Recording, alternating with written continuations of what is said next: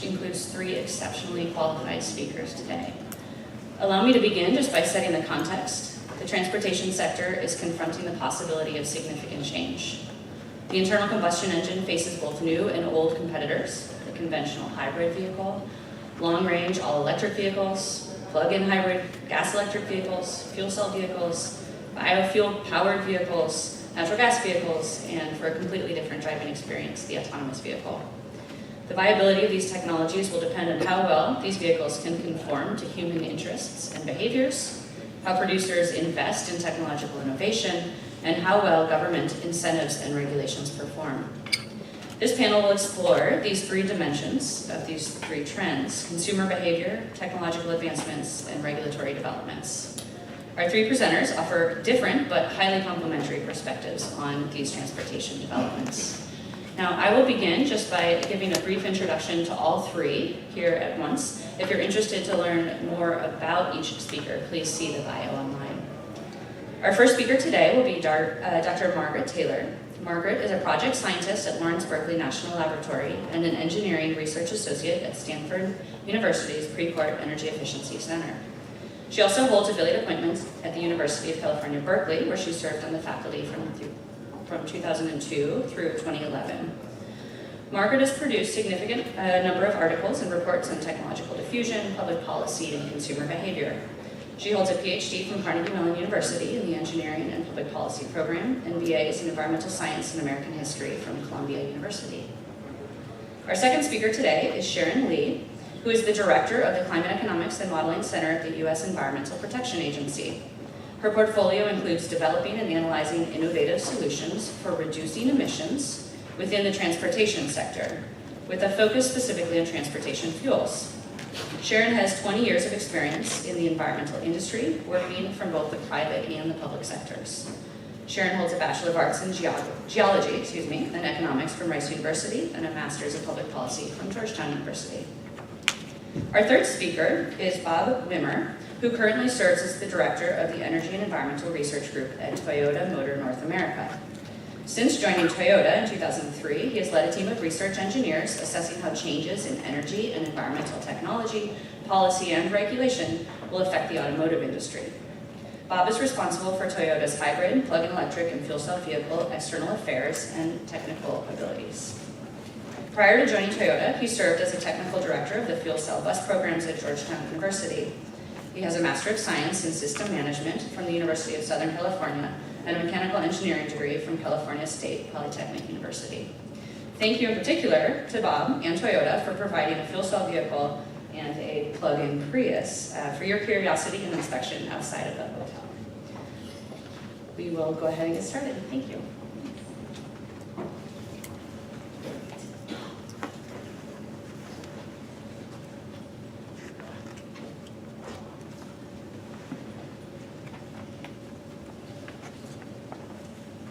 Good afternoon.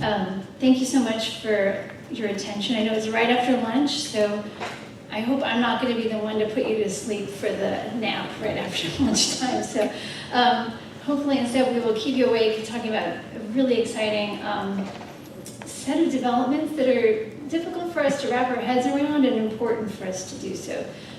So this panel is called Demand and the Vehicle Revolution. And I'll be speaking primarily about the case of consumer behavior and the plug-in electric vehicle purchase process. Can you all hear me? I'm having some throat issues. Okay. So let's just do an overview. So what I'd like to do is take the liberty of, since I'm the first speaker, of sort of introducing the problem space of the panel. And then I'm going to introduce a consumer behavior research framework that I've been finding very helpful to try to structure our thinking of the consumer role in this the transportation revolution. It's got all sorts of brand names. You know, the 3 revolutions, smart mobility, you name it. There's like a lot of fun program names about this set of technological innovation trends. And then I'm going to show how I found this framework to be very helpful in sort of assessing the leaderships out there and coming up with some research gaps that I think are important and some insights that can help us kind of direct our questions going forward. And then end with some concluding thoughts. I hope this will sort of set it up for my co-panelists, and we'll have a broader discussion at the end. Okay, so in the panel description for this, I talked about a transportation technology crossroads. Please forgive the poor graphics, but pretend that is a crossroads, okay? So, all right, so one thing moving into the crossroads is electrification. It's moving in pretty rapidly, a lot of different activities around the world in this space, but it's been going on for a long time. Like, you know, 1990 was when California put in the zero emission vehicle program, for example, which has been updated and, you know, for many, many years. Not to mention, way back in the day, electric drives were actually one of the major, you know, of the two. You didn't know which one was going to win back in the day, internal combustion engines and electric vehicles. So I put it as the first wave into the crossroads just because of that kind of history. And then we have the shared mobility coming in, right? And there's a huge range of things that we call shared mobility. I have a little ontology at the end of the presentation, but you know, that's been rapidly introduced and consumers have been adopting it often before cities have a chance to regulate it. If anybody here from the Bay Area? Okay, so people following the scooter controversies? The scooters are everywhere, people are tripping, like people are calling them out because the people's friends fall, you know, like, so they kind of introduce it, and then the city has to respond with regulations. So this is really from bike share to electric scooters to all sorts of different forms of car share, but not to mention older things like carpooling, you know, and now on-demand carpooling and ways to share rides. And so a lot of really different things are coming in this crossroads. And then we have the even more exciting crossroads now of automation, which I'm timing a little bit later, right? So, but that, you know, you can start that one back with regular cruise control, you know, before you get to adaptive cruise control and, you know, lane keeping, and then further and further degrees of automation, whether it's just on the highway as introduced in certain Teslas, you know, and other cars. You know, these are waves of automation that are taking over the driving experience, and I have another ontology of that at the end of the presentation too. The SAE 0 through 6 levels of automation for people to think about. So what is this all going to mean for energy as all these things are coming? I mean, I'm just taking this one example because I love this figure, and it comes from a Department of Energy Vehicle Technologies Office report a couple of years ago that my colleague over there is laughing about because he helped put this one together. So the DOE has a great figure here, current energy consumption levels. So connectivity and automation, they estimate, could either reduce energy use by 60% or increase it 200%. Okay, now there's some room to refine the uncertainty in that range. Okay, so you know, here's a list of the factors identified by experts in a number of convenings that help put this figure together that help to decrease energy consumption, and the ones that contribute to increasing, many of these have to do with what happens with consumer demand and how consumers respond to all of it. And then one final thing I want to say, and this is from that same report. One of the big things that's going to make a difference in this is going to be actually the intersection, not the collisions between those different trends, but how it works out on the human side. So if you look at the axes here, how are people going to do with increasing vehicle sharing? That is a human behavior, right? Or that's the x-axis here. Or how are humans going to react to the idea of increasing automation of driving? You know, that involves risk and locus of control and a lot of other interesting aspects that are behavioral issues. And that has everything to do with the energy impacts. And this 2x2 really helps, I think, to kind of give you a sense of that. Because obviously a more shared and automated world would, you know, actually end up with a lot more of these reduction goals rather than the increase, you know, factors. Okay. So with that in mind, I hope this helps kind of think about the problem space. The scale of the uncertainty related to changes in transportation technologies makes it difficult for policymakers to plan, and a better understanding of consumer demand would help a lot in reducing this uncertainty. And that's what I kind of want to start from there. So I'm now going to introduce a consumer behavior research framework that I found very helpful in a task I did for the DOE, for the EV Everywhere program, to help synthesize sort of the vehicle purchase research that's out there. Some of it with hybrids, some of it with plug-ins, ZEVs, and some of it just simply from the internal combustion engine vehicle purchase research. So this is like one of the most common frameworks used in marketing, academic marketing world. But it's not used a lot in our energy economic space or energy modeling space. A lot of times you'll see diffusion curves, or you'll see multi-level perspectives with niches and regimes, and I can go into a whole thing on this. But this is a very kind of particular way to kind of break it down. What do we mean when we think about a consumer's approach to purchasing a car? And this is only purchasing, of course. So it starts with the consumer recognizing that he or she has a problem that they want to solve by it, and in general. Now, what's interesting about this is, the default solution for many people is to buy, but it doesn't have to be to buy. Right, and that's actually another place that this is a helpful way to think about it. So you start off with the consumer and what is the problem that they need to solve to get into this space at all. Then they go into this thing called search. So search is when they start to search the solution space for knowledge about what they're going to do. But there's two factors of search that are really interesting. One is the internal search. And that's like thinking fast and slow stuff, like brands that I know and experience I've had with past cars and the things I don't have to think about but I have an emotional reaction to or a memory that really means a lot to me. And that is the fastest way to search. It's called internal search. External search is much more the rational, slow thinking, methodical. I'm going to look around, I'm going to do all my research and put all my ducks in order, right? So these are two really important things to distinguish between, is the fast search and the methodical search.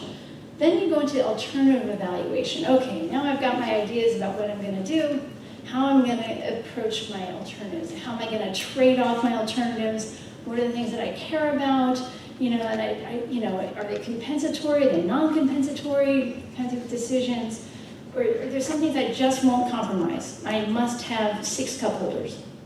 I must have a blue car, it has to be blue. Any color, anything else, but as long as it's blue, right? So these are non-compensatory trade-offs. So this alternative evaluation is not as simple always as cost, or the full cost to drive examples. So then the thing is, what's really interesting now is you get to the purchase, and people change their minds a lot sometimes. From coming into the dealership, I'm going to buy this, and then they leave with something completely different. And so what happens at the retail outlet can make a big difference in this. And I'll talk about that a little bit more later. And then finally, there's an important step that's often left out, which is what happens after the purchase. So is the consumer satisfied with the purchase? Is the more they're satisfied, that the satisfaction matches the expectations, the more likely they are to be an evangelist for the product going forward and to try to tell their friends. And telling your friends is really important because on the external search back there, in that process, one of the most important ways to get external search is either the experience of driving in a test drive like we have today, or what your friends tell you. So that personal recommendation is really important. So this is a general overview. A lot of internal and external factors influence this process. Internal factors include such long-term factors as demographic, psychographic, behavioral attributes, consumer experience with the product, switching costs. That's one of the behavioral issues is like, I just don't want to deal with a new infrastructure. I'm so used to going to my gas station, he's on my way, I have to go deal with the fueling infrastructure now. Or brand attitude or brand loyalty. Those are all really important internal factors that have long-term consequences. And then we have the short-term ones. So the emotion, the affect throughout the process, people can drop out of this process all along, and if they're having a miserable experience, they're much less likely to be a product evangelist later. And then there's these impulse triggers. So like, you know, I just saw it, it was beautiful, I had to have it, you know, shiny, you know, like there's gum, you know, I don't know, at the checkout. So these are these short-term, immediate things that really actually matter, because remember, especially because of internal search, that heuristic, that thinking fast. So external factors that matter include things like perception of risk. The negative consequences of a poor purchase decision are higher when the vehicle's more expensive, but also because of, if you're one of the few in your neighborhood to have it, you don't want to like fall on your face, you know, so there's a certain level of status in your community that's important. So there's a lot of interesting things about prospect theory that can come into this too then, like the size of the loss, you know, versus the, anyway, and then risk management, I could go on all day. I probably should kind of move on a little bit. So, and then consumer involvement in the purchase, constraints regarding the purchase context. There might be too little time for the purchase to really do a full overview, so you're more likely to go to that immediate, fast thought. And then these products themselves change rapidly. The business models change rapidly. The attributes that consumers are presented with change all the time. So the idea of procrastinating and waiting to see how it works out, that has actually been shown in some of this. So that's kind of a general overview. It's chapter 2 of my report that this is based on. I had a lot of fun pulling this literature together, so if this seems interesting, you know, I'd be happy to send some more information. So from this framework, this is like a really fat report, so I'm not going to go into too much of it, but I am going to just show one little insight on each step for the plug-in multi-vehicle purchase process. For example, on the problem recognition insight, not all consumer segments will approach the purchase in the same way. I've already alluded to that. So this is a lovely paper from a long time ago, 1992, and it's hard to find ones that I like as much as this. But it's talking about there's a state of your existing vehicle, and there's these life events. So and these affect, you know, how do you want to change? You know, this is about the nature of the problem recognition. And so this comes out into 4 buckets. And that's the people who want to buy because they want to have even higher customer satisfaction. So like they already have a good car, but they want one with more advanced styling. They want a second car. They want a fancier, snazzier car. That's the higher expected satisfaction cohort. There's the current dissatisfaction. Oh, my car, you know, it's getting kind of old. May not be worth fixing. You know, I'll just kind of keep my eyes open. Okay, so, and then they have the new need. This is especially good for people who are pregnant and are looking to get a bigger car. Or people who have to know that they're going to have to have their kid is going to suddenly want to be driving their car, which is what I'm facing. You know, so it's like, okay, do you want to have a clunker for that one, right? So there's a new need, you know. And then there's the product depletion category, and that's the ones that are the ones where the car has actually stopped working. And a lot of this could just be collisions, you know, and if the car can't be fixed, that's a major reason why people purchase. And it's also especially true when there's not a lot of alternative options for getting to work. So that one in particular, those percentages on those cohorts were from 1992. So the best I've been able to find for a similar cohort, or the new need, is maybe about 18% today, and the product depletion, which are about 30% today. These are interesting if you start thinking about the fact that the new need segment is the one that shops for the highest number of aggregate models across dealer visits. They'll be much more methodical in their purchase generally, versus the product depletion segment, which has very little time a lot of times. So they have to buy, and that means they're much more likely to go with the emotional, fast thinking kind of approach. And if you think about the size of these 2 cohorts, how do you get a new technology like a plug-in electric vehicle that people may not be experienced with to be something that they're familiar with, that will come up immediately with emotion, with affect, with familiarity, versus a more methodical kind of new need segment. Okay, This is related to that, still with search, is that we have an uneven distribution of PEVs and related infrastructure, which affects the internal search heuristics and as well as external search mechanisms. And this pie chart on the right showed the most dominant external search mechanism people use. So test drives, again, Toyota's outside, and personal recommendations. So those two together are about, almost 50% of the way people get their external information. Which the thing is, though, if you are in an area of the country that doesn't have these, so you don't have personal recommendations from friends, you're losing out there. And if the dealerships across the country don't actually have the cars on lot for you to do a test drive, then you're going to be missing out on that as well. So there's a lot of these things that get compounded for the sales of this kind of newer technology. On alternative evaluation, there's a match and mismatch between the reasons that people purchase versus reject purchasing. This is according to various surveys of people after they bought. So this first one is from a survey of 300,000 new vehicle buyers, and these are the top reasons people typically buy light-duty vehicles.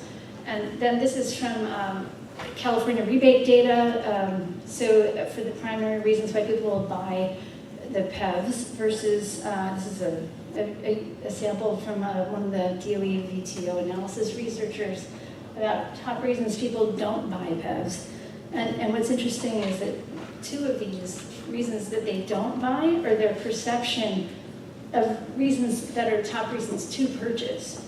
That their perception is they thought it'd be too expensive and that the technology was not dependable. And you can see where those rank on reasons why you buy a car generally. The purchase insight, dealerships really matter. So one thing, this is a really interesting table to me, which is the shrinking number of dealerships overall.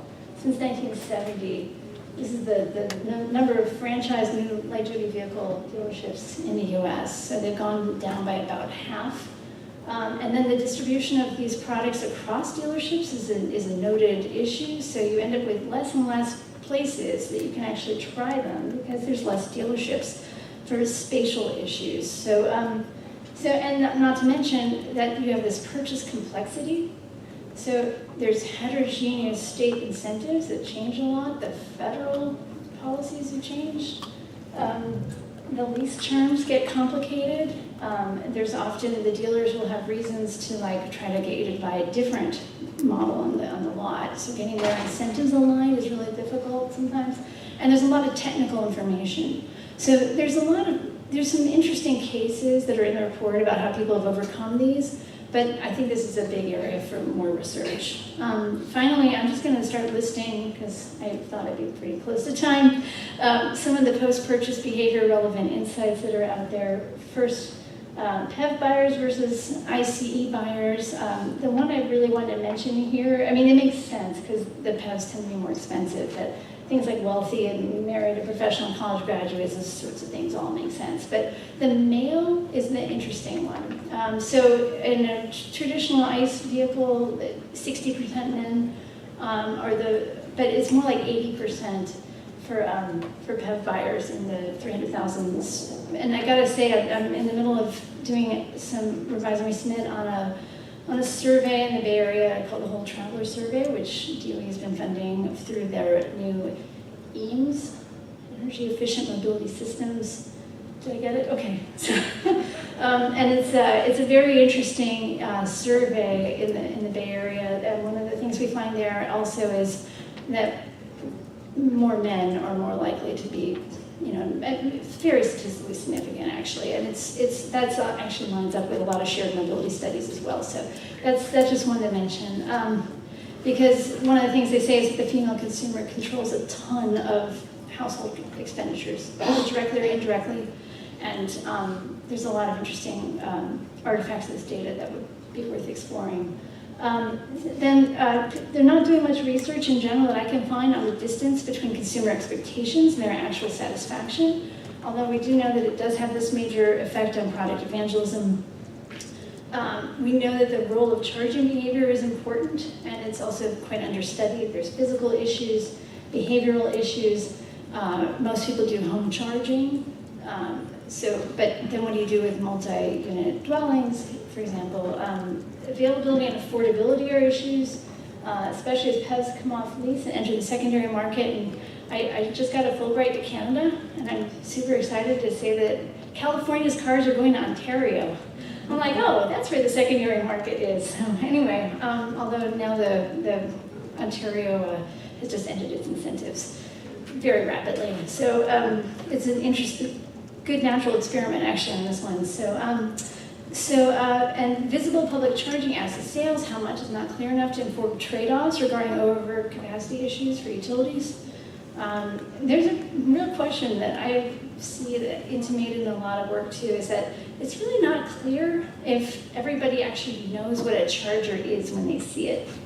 You know, like they drive by it and they don't know what it is. And so it makes you question some of the surveys about this, because we know we know where the chargers are and we know where the people are, and they say they've never seen them before. So it's, you know, anyway, some concluding thoughts. There's many behavioral challenges in the PEV purchase decision process, multiple opportunities for negative emotions throughout, higher financial and psychosocial risks. The purchase process is highly time and effort intensive. On the bright side, if you're interested in PEVs, is that people who get through the process, you've got exit voice and loyalty coming into play. So you actually become more loyal and more, you know, a product evangelist if you made it through. And people tend to be very satisfied with the cars once they have them. So that whole thing works, but it's a challenge overall to get through that process. The heuristics, familiarity matters. The purchase process, especially given the time constraints for many purchases. The procrastination effects are real regarding policies such as technology advances. And I just want to leave you with how will electrification interact with shared mobility and cabs? Because if you think car electrification is complicated, wait till you start thinking about this world of partial automation and this world of many, many competing different options for shared. Okay, thank you.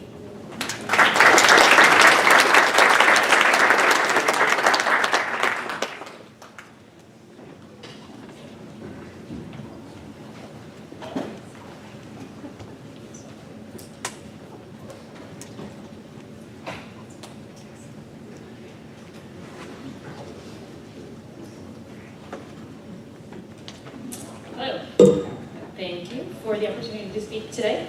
As Sanya said, my name is Sharon Lee, and I'm the director of the Climate Economics and Modeling Center. A lot of what I do is cost and benefit analysis on transportation and climate-related policies. But another piece of what I do, and the really exciting part of what I do, is thinking about what possible potential, transportation futures are. So I was really excited to see this panel because the intersection of technology, consumers, and policy is something I spent a lot of time thinking about. So before anyone decides to ask questions, which I know is not till the end, I'm going to say up front that I'm not going to be talking about any policies or regulations that are currently in an open comment period. As the lawyers in the room know, I'd have to docket this entire conversation, and I don't want to have to get all of your names. So I'm not going to be talking about any of those rulemakings, but I will share some thoughts about sort of future policies. So because we sort of have a mix of people, I'm assuming different backgrounds here. For those of us who live and breathe transportation all the time, that might not be everyone here. But in case you were wondering, these viable technology options exist today. They are on the road. A lot of people are surprised by this. Our fueleconomy.gov website has 50 different electric vehicles on the road today, 2 fuel cells, a bunch of plug-in hybrids, and more products are coming, and this is an important part of what Margaret was talking about. Product announcements are more than 60 in the United States, in addition to those 50 over the next 5 years, in different classes and different sizes, and that's really important in the US market because, of course, the way we use our cars is very different. So, in case anyone was curious, it's definitely out there. And I also feel obligated to say this because it doesn't get talked about enough in this context, that electric vehicles make sense because they are actually fun to drive. That wasn't on your list of things. I know. But if you do, a ride and drive, and that's where people get converted because they're fun to drive.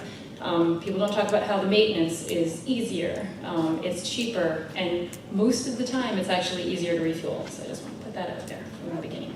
That's why the customer satisfaction. Exactly. But a lot of people are still skeptical about this, and they ask if this is still just hype. I would say that this potential transformation of the transportation sector is not just hype for some of the reasons I said before. They're actually, great vehicles and they're out there today. But to put this into context, the rest of the world is moving there whether or not we go first or we lag behind. China and Europe are really serious about electric vehicles. In Norway, half of the vehicles being sold, new vehicles sold today, are electric. Half the people in California can't even name an electric vehicle, but people in Norway are buying them. Yes, they have very aggressive incentives, but it just shows that it's working.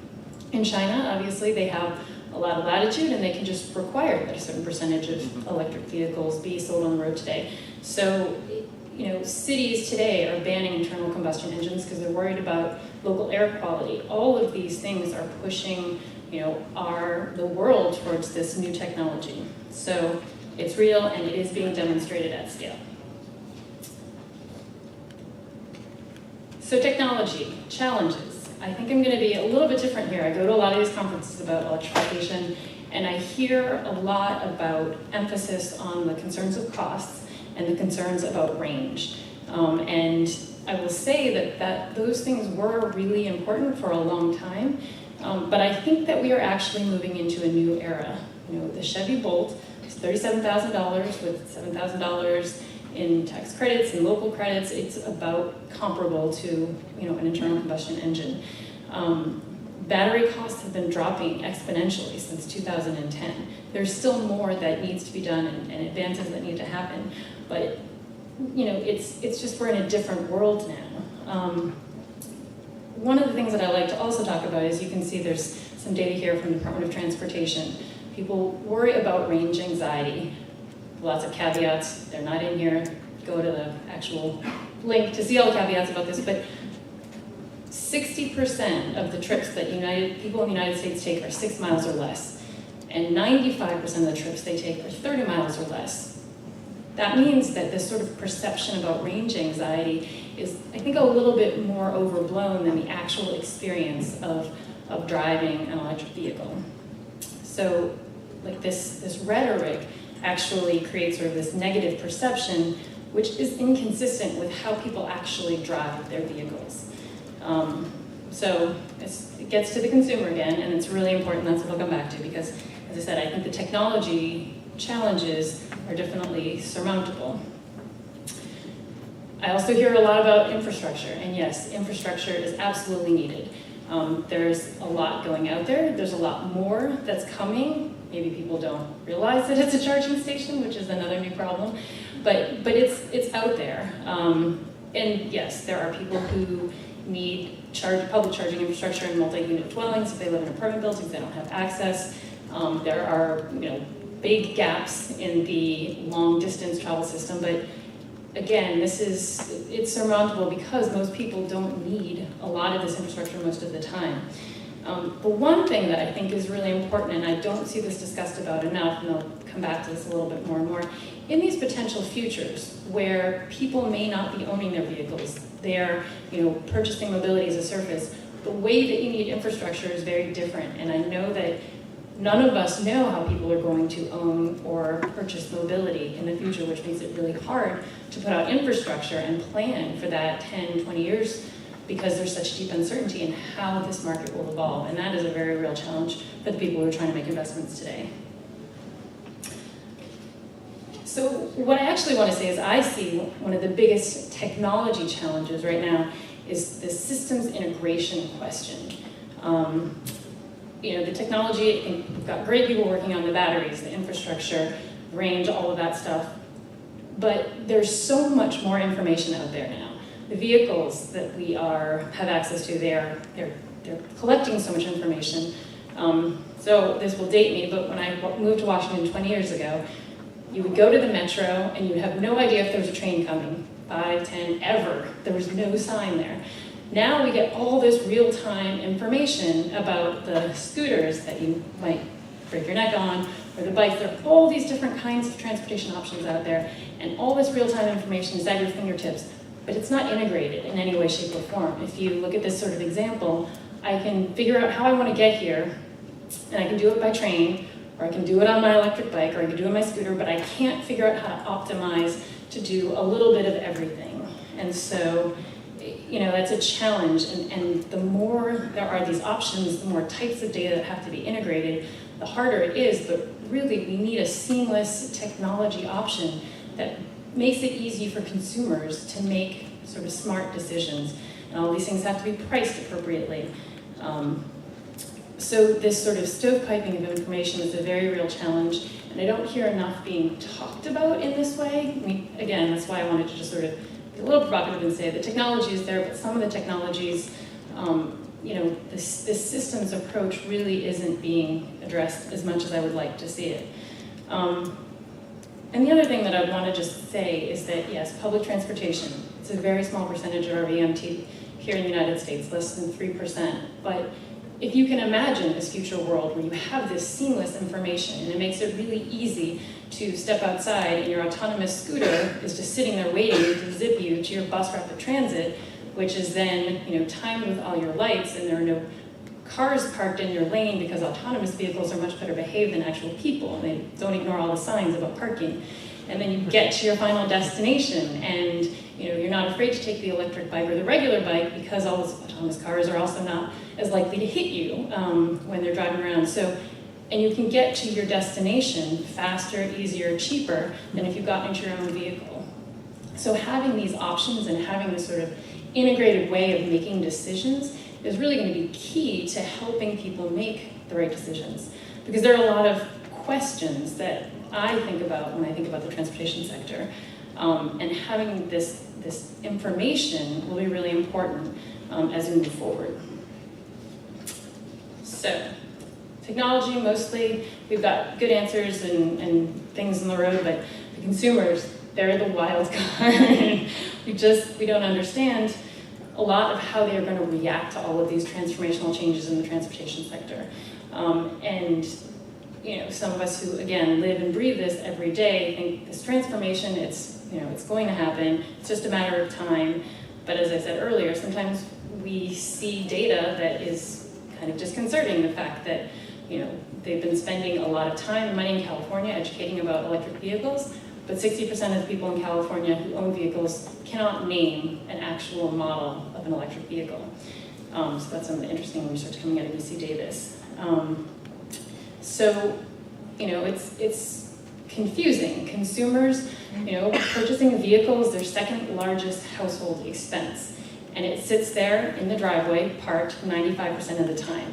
I mean, if I were a business and I had an asset that was a huge part of my overhead and I didn't use it ever, it just wouldn't make a lot of sense. So there are real opportunities to save consumers money and get these assets working in a more efficient way if the way that people purchase and make mobility decisions fundamentally changes. We do know that consumers, despite all these questions about how transportation mobility is going to evolve, we know they're still going to want the same things. They're going to want access to jobs, to shopping, to food, to amenities. And it will be different depending on where they live. So I'm just going to be sprinkling things in my research wish list. There's a lot of good research that's coming out of California, but the rest of the country isn't like California. So we would like to see, research in a more diverse set of geographies and urban and suburban and even rural areas. So that's my plug. There are a lot of questions, and almost all of them circle around the consumer and how they will behave. So, the shift in mobility is really powerful because it can really change the price signals that consumers have to face when they decide how to get from point A to point B every day. In a lot of these mobility as a service, the way that you think I just need to get from point A to point B, if I know how much it's going to cost and I have to pay that full cost every single time, I may make different decisions. As we all know, that when you already have your car and you've got your sunk costs, you're just not facing the full cost of getting in that car every day. We've seen that the Lyfts and the Ubers of the world have demonstrated that people will respond to price signals We all hate the dreaded 2x or 8x, but it changes our behavior for sure.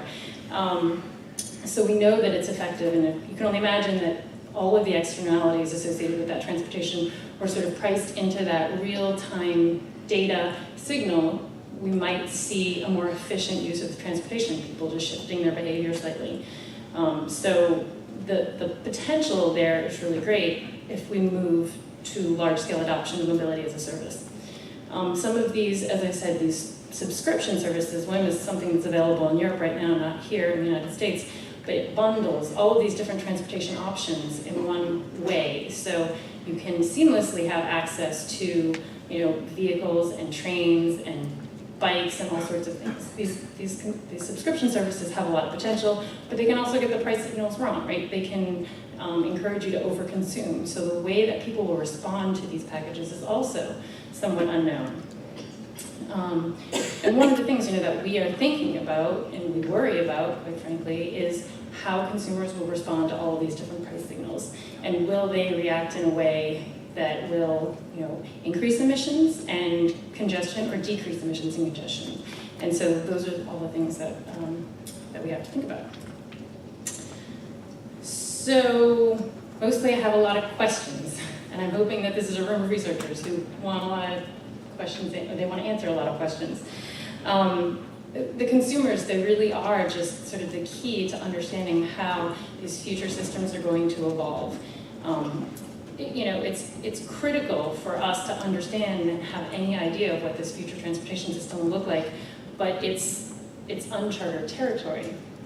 The problem with potential transformational change is just that how the past occurred may not be indicative of how things will be in the future. And so Margaret and her colleagues are doing this great work on how people are purchasing vehicles today, and maybe how people have been purchasing vehicles for the last 20 years. But what does that tell us about if we switch to mobility as a service, and all these purchasing decisions are being made at a fleet level by fleet owners? Those are totally different decisions, and a lot of the research that's focused on the consumer isn't really thinking about how entire markets and how people purchase vehicles or transportation services might change. And so there are just these huge gaps, and it's certainly hard to make decisions or formulate good policy if you just don't have good data about how people are going to respond to these futures.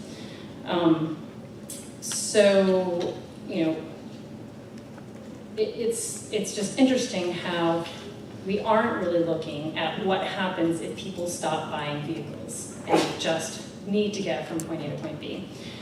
So really what I am asking this group in particular is to think about how you can take some of the historical data and look at it and see how it might apply in these different futures.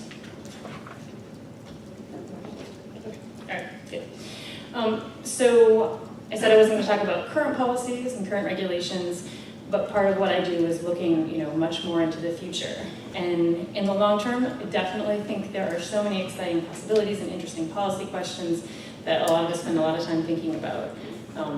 This evolution of transportation providers. There are players that we never would have thought about 10 years ago, and we know that 10 years from now there will be even more. As Margaret mentioned, state, local, federal governments are all struggling with whether and how to regulate this very diverse set of players who have a very important role in how transportation evolves over time. And quite frankly, we all know that technology is moving faster than policy, and technology is moving faster today than it was 30, 50 years ago. So it's a real challenge for all of us. But I will try to leave it on the bright side. My last thought is that some of these technology advancements will absolutely have the ability to make it easier for us to regulate, since that's part of what we do. So this wealth of information that these vehicles are, they're collecting now, it gives us access to this data that we can use to help, improve environmental regulations, but make it less burdensome for industry. And so I think at the end of the day, that's something that all of us would agree on, or at least hope so. Anyway, thank you.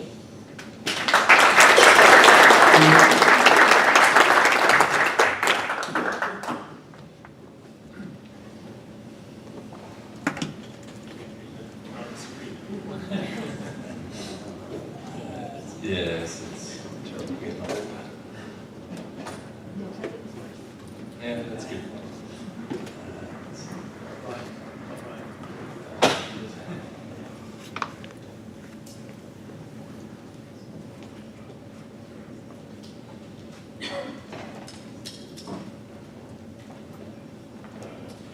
All right, good afternoon. I'm Bob Witmer from Toyota. I'd like to thank USAE for inviting me here today to speak.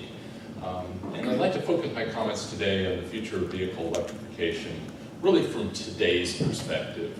Trying to give you a sense of what the auto industry is looking at going forward, looking at the good research that was talked about earlier today being done to help inform what the future is. But this is really from today's standpoint of what's ahead for the industry and what we think is going to be important in the coming years.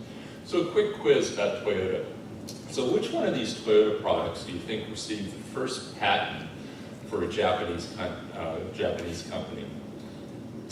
Well, if you guessed, it's A. It's the automatic loom. The patent was given to Toyota back in the late 1800s. And it was almost 30 years before the son of the founder of the company started playing with automobiles. He just couldn't see a career in the automated loom business, so he wanted to do something a little sexier, and he started with automobiles.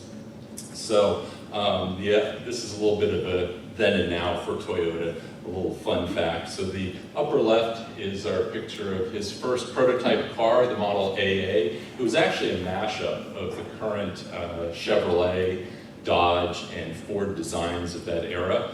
And this is a picture of his grandson, Akio Toyota, showing the 2017 Lexus LS that was reviewed quite favorably by the automotive press as a very unique, special car. So I think the design has evolved quite a bit. The second set of pictures, this is how we deliver vehicles. Back in '57, the first delivery of Toyotas to the US, the port of Los Angeles, the way they took them off basically a container ship, and below is how we deliver the fuel cell Mirai now with hydrogen driving off a container or a automotive transport ship. And then on the right-hand side is our humble beginnings in Hollywood, our first dealership, and then our new headquarters outside of Plano, Texas, that we've moved into a couple of years back. So, as a backdrop, why are we moving towards electric drive? I think it's a combination. You have originally, back in the 60s, it was all about air pollution, and that was the reason for California's ZEV mandate, it was air pollution, zero tailpipes. Or zero tailpipe emissions. Now they've moved on to climate change and trying to reduce CO2 from the vehicle. Clearly, we also need to look at the fuels that the vehicles use to reduce greenhouse gas generation. But we're also now, on the heavy-duty sector, going back to pollution as the target for low-emission or zero-emission vehicles.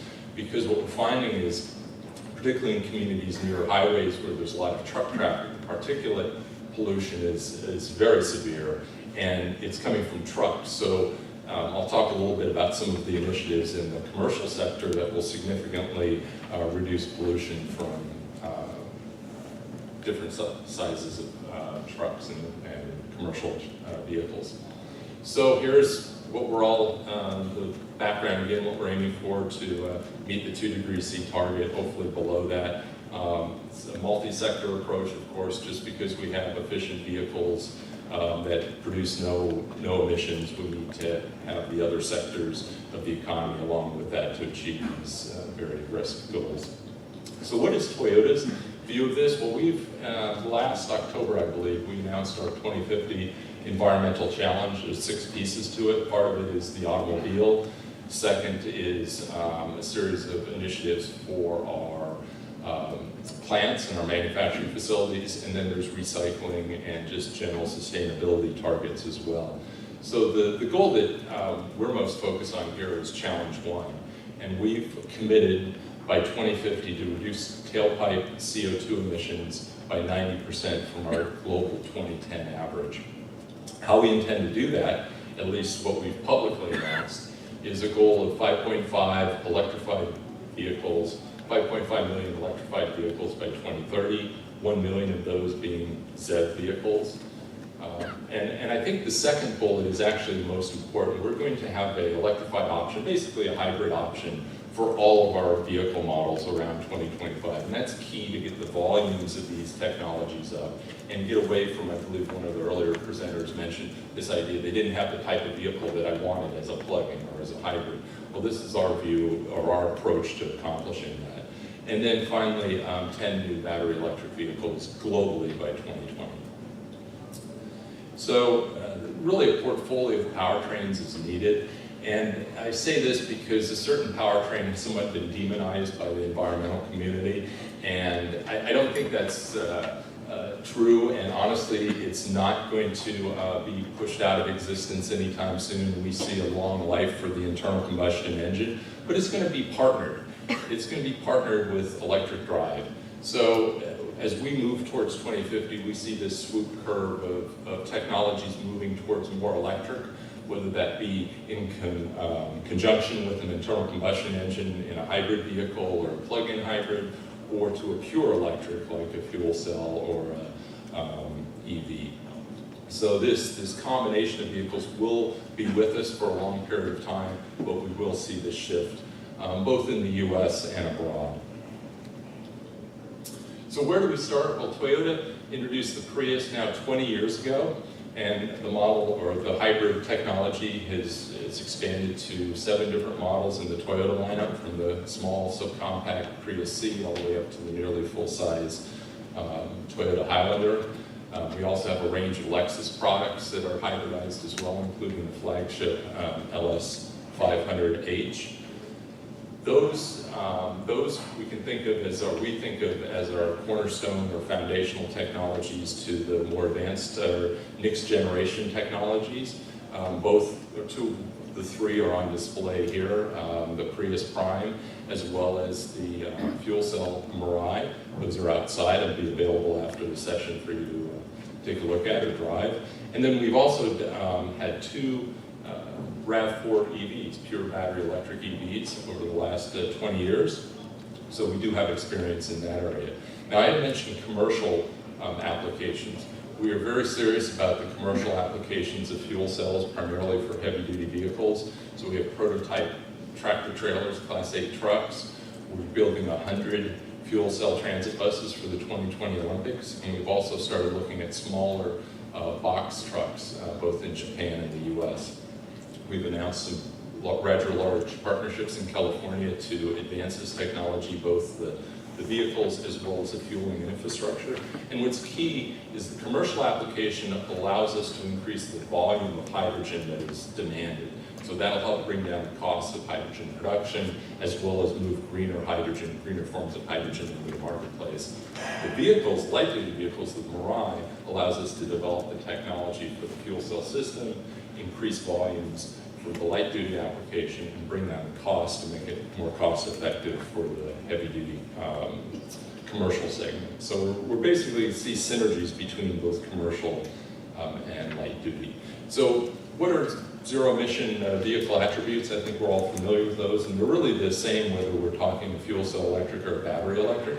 Zero tailpipe emissions, of course. Energy diversity, we can use many different sources, whether it be to make the hydrogen or make the electricity. Sustainable, if you're making it from wind, solar, hydro, whether it be the hydrogen or the electricity, it's a sustainable source of power. And as was mentioned earlier, these are extremely fun cars to drive. Low CG, a lot of torque. They're great fun to shoot around town or on the freeway. But where we see there's benefits in the fuel cell electric vehicle is in its rapid refueling, 3 to 5 minutes, long range, 300 to 400 miles on a single fill of hydrogen fuel. No loss of performance in cold weather, which is really important for the Northeast. When you're in sub-zero temperatures, you see an electric vehicle can lose maybe half of its range or more of battery electric, just because of the chemistry in the batteries, where fuel cell range really has very little effect, or there's little effect from temperature on range. And then finally, a public infrastructure. So there's no need to modify your home or in multi-unit dwellings install chargers, or find a public charger somewhere to recharge on a regular basis. So we view this as a large benefit, is there's really no change in behavior for the consumer. They can continue using the vehicle and refueling it the way they always have with a gasoline vehicle. So what's the Mirai status? We launched the vehicle in Japan in 2014. It came to the States in 2015. Early on, we were producing about 2,000 a year. We've upped that to 3,000 a year in 2017. And our next generation Mirai, we've announced when that comes out early in the next decade, we will be pushing about 10 times that level of production, about 30,000 a year. Now that's a global vehicle, so those vehicles will be sold in Europe, Japan, and the US. Just specifically in the US, we sold or leased 4,000 units to date in California. There's 35 hydrogen stations open throughout the state with more coming as we speak. Honda and Hyundai also sell or lease vehicles in California. In the north, we hope to bring vehicles to the Northeast next year, and then the price and 15,000 miles of free fuel. Actually, no, that's not 15,000 miles. It's three years of free fuel. That's a mistake. So what are the challenges? Well, really the key is market success. How do we make any of these technologies successful in the marketplace? Well, like a three-legged stool, you need at least three legs to be successful. First is cost-competitive technology, and it has to be that we can get there with stable regulations, and then also that ultimately results in consumer pull. So with those three, we feel we can achieve the volumes that are required to reach the CO2 reduction targets that society is aiming for in the coming decades. So the first leg of the stool, cost-competitive technology. And this, I think, has been mentioned earlier, key and also honestly really challenging, because if you look at the median household income that was just announced a few weeks ago at $61,000, the average new car transaction price is over half of the average income. And when you look at plug-in and hybrid and zero-emission vehicle pricing, you can see the available models and the MSRP below that average new car transaction price. So now this is without incentives, and we can say, well, that's not a fair comparison, but ultimately incentives will go away and these technologies have to stand on their own. So we do see a lot of vehicles available in the higher end of the market where image is very important for the buyer. We're seeing less so on the lower end, and there's got to be movement from all the manufacturers to lower prices of the technology. Now, when we look at the fuel cell system, this is the way we view it. When we were doing prototypes back a decade ago, they were close to $1 million vehicles. We've brought the cost down so we can sell the current Mirai at $57,000. And we see at least a 50% reduction in the fuel cell system cost in the next generation Mirai. We estimate that on a range basis, that's going to be cheaper than a battery electric with a similar 300 to 400 mile driving range in the next generation Mirai. So the second leg of the stool was stable regulations. Background here is it takes 5 years just to introduce the next generation Camry, probably close to a decade for new powertrain technology. But we really need stability in what the future holds. New fuel infrastructure, in this case hydrogen or even plug-in vehicle infrastructure, can take decades to evolve. And these investment decisions, whether it's on the infrastructure side or the automaker side, are really heavily influenced by regulation and how we see that regulation changing in the coming decade or more. Policies that influence our products, of course, fuel economy, and I won't go into much detail here either on the fuel economy or greenhouse gas regulations. We also have fuel regulations, so will there be more ethanol in the fuel? What's the octane of the future fuel? We also have vehicle and technology incentives, and these can be both dollar incentives or just a lot of research dollars at the federal level going into specific technology research that can drive investment decisions. And then finally, carbon policy. Will there be a future carbon policy, carbon price that could help monetize the cost of carbon and influence consumer behavior? So the real problem is, or one of the problems that we see is this regulation swing between different federal policy environments. So you have one one administration come in that may favor certain technology, another administration comes in 4 years, 8 years later, favors another technology or set of regulations, and it makes it very difficult for the auto industry to look out over a decade or more and hope or have stabilized regulations for us to design vehicles.